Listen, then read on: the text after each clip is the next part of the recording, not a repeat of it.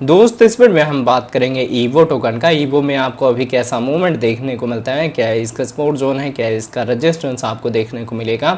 इस वीडियो में हम डिटेल में बात करेंगे आपके एंट्री के बारे में, आपके टारगेट के बारे में।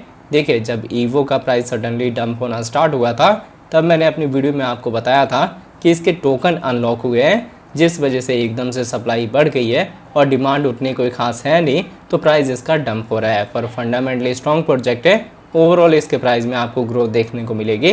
तो जब इसका बॉटम लगा था 0.7 के अराउंड में, तब मैंने आप लोगों की बाइंग कराई थी। शॉर्ट टर्म में मैंने आपको टारगेट दिया था $1 का, और यही टारगेट बुल मार्केट में आपको $5 से $10 तक का देखने को मिल सकता है। ईवो सिमिलर है DYDX के तरह, जैसे उनका एक एक्सचेंज है वैसे ही इसका भी एक ट्रेडिंग प्लेटफॉर्म है। तो धीरे धीरे जैसे जैसे इसकी डिमांड बढ़ेगी, इसका प्राइस अच्छा आपको रिटर्न दे सकता है। अब इस वीडियो में हम डिटेल में समझेंगे कि कौन सा लेवल बेस्ट है आपके बाइंग के लिए।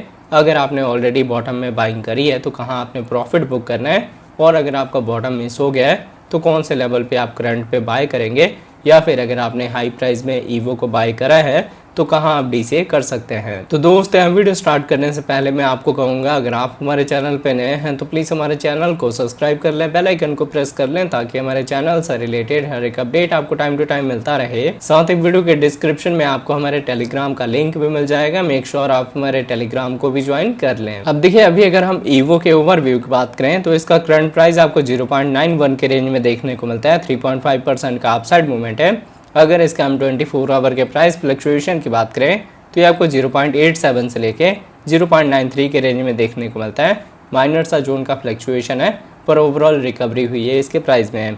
अगर इसके हम मार्केट कैप की बात करें तो ये आपको 783 मिलियन का देखने को मिलता है। 24 आवर में इसके ट्रेडिंग वॉल्यूम सिर्फ 62 मिलियन का है। अभी इसके ट्रेडिंग वॉल्यूम बहुत कम है, पर इसकी ट्रेडिंग वॉल्यूम अच्छी खासी आपको देखने को मिल सकती है बुल मार्केट में। इसका जो आप मार्केट कैप अभी देख रहे हैं मिलियंस में, ये एटलीस्ट आपको 10 बिलियन के अराउंड देखने को मिलेगा। तो उस हिसाब से आप इसके करंट प्राइस को मल्टीप्लाई कर सकते हैं कि अगर इसका जो मार्केट कैप है वो ग्रो करेगा तो उसके साथ इसका जो प्राइस है वो भी जनरली ग्रो करेगा ही करेगा। अब अगर इसके हम सप्लाई की बात करें तो सर्कुलेटिंग सप्लाई 850 मिलियन की है।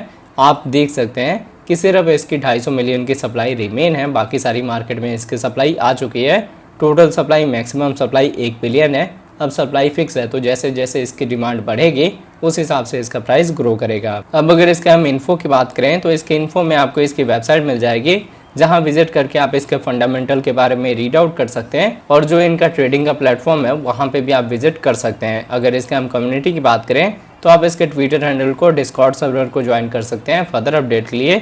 अगर हम आपके टारगेट की बात करें तो आपका जो मिनिमम टारगेट होगा वो आपको 3.7 का रेंज देखने को मिलेगा। जब 2 महीने पहले ये आया था तब का ऑल टाइम हाई मिलेगा आपको। पर न्यू प्रोजेक्ट है, अभी तक इसने कोई भी बुल मार्केट नहीं देखा, ना ही इतनी कोई स्ट्रॉन्ग इसके प्राइस में आपको रिकवरी देखने को मिली है। तो होप है बहुत ज़्यादा कि ये आपको ईजिली बुल मार्केट में $7 से $8 के रेंज में फ्लैक्चुएट होता हुआ देखने को मिल सकता है। अब मैं आपको लेके चलता हूँ ट्रेडिंग व्यू पे और देखते हैं इसके चार्ट पैटर्न को। तो आप देख सकते हैं ईवो का पहले हमने 4 आवर का टाइम इंटरवल लिया हुआ है, और 4 आवर के अकॉर्डिंग आपको यहाँ पे एक रेंज बाउंड मूवमेंट देखने को मिल रहा है। हमारा एक ट्रेंड लाइन रेजिस्टेंस है, हमारा एक ट्रेंड लाइन सपोर्ट है। तो जब तक हम इस रेंज में रहेंगे हम रिस्पेक्ट करेंगे अपने सपोर्ट और अपने रेजिस्टेंस का। पर अगर हम इन दोनों में से किसी का ब्रेकआउट या ब्रेकडाउन देंगे तो आपको बड़ा मूव देखने को मिलेगा। अब जब भी आपको ऐसा सिनेरियो दिखे तो आपने मॉनिटर करना होता है कि प्राइस एक्शन इस रेंज में आया कहाँ से है, ऊपर के डाउनफॉल के साथ। तो आपको यहाँ मार्केट में डाउनफॉल देखने को मिल सकता है। पर जिस हिसाब से हमें ये बॉटम का रेंज मिला था जब मैंने आप लोगों की बाइंग कराई थी, उसके बाद से मार्केट में रिकवरी हुई है, और यहाँ पे हम अपने ट्रेंड लाइन वाले सपोर्ट से बाउंस कर रहे हैं। तो जाएंगे फिर अपने ट्रेंड लाइन के रेजिस्टेंस के पास, और यही रेंज मैंने आपको बोला था मिनिमम जो आपका टारगेट होगा $1 का होगा।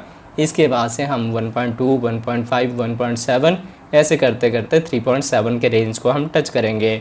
अभी ईएमए के अकॉर्डिंग भी आप देख सकते हैं कि ईएमए में बुलिश क्रॉसओवर हुआ है, तो पॉसिबिलिटीज़ है कि हम 0.95 से लेके $1 के रेंज को टच करें।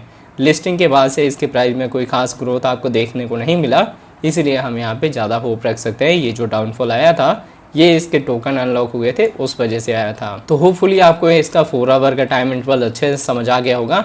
अब अगर आप स्पोर्ट में अपनी ट्रेड लेना चाहते हैं तो आपको फोकस करना है इसके डेली टाइम फ्रेम पे। तो अगर आप ईवो का डेली टाइम फ्रेम देखेंगे तो देखिए, लिस्टिंग के टाइम जो इसका बॉटम लगा था हमें अभी जो ईवो का प्राइस है इससे भी नीचे मिल रहा है, मतलब बेस्ट और गोल्डन अपॉर्चुनिटी है ईवो को बाय करने का। फंडामेंटली स्ट्रॉन्ग प्रोजेक्ट है, रिकवरी ओवरऑल होगी।